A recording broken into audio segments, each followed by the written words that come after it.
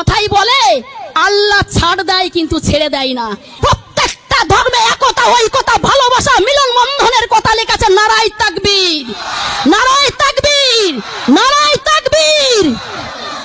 আমরা এই ভারতবর্ষের মাটিকে রক্ষা করার জন্য যদি আমাদের হিন্দু, মুসলিম, শিখ, ইসাই প্রত্যেককে রক্ত দিতে হয়, মাটি আমরা ভিজিয়ে দেব, তবু আমাদের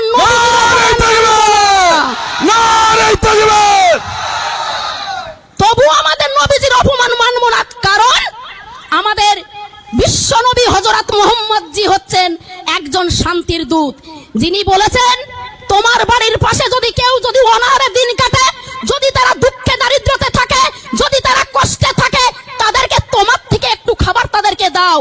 এটাই বলে নবীজির আদর্শ। আমাদের নবীজি বলেছেন তোমরা সবসময়ের জন্য শান্তি সৃষ্টি করবে, অশান্তি সৃষ্টি করবে না। ইসলাম ধর্মের অর্থ মানবতা দেখায়। ইসলাম ধর্মের অর্থ ঐকতা হয়ে থাকে। ইসলাম ধর্মের অর্থ প্রত্যেকে একতা ঐকতা হয়ে পথ চলতে শুরু করে। ইসলাম ধর্মের এটা কিন্তু অর্থ না যে মারকাট করো, লড়াই করো, অশান্তি করো। আরে রাম ভক্ত হনুমানরা, তোমাদের জোর আর বেশি দিন নেই। 2024 সালে এই ভারতবর্ষ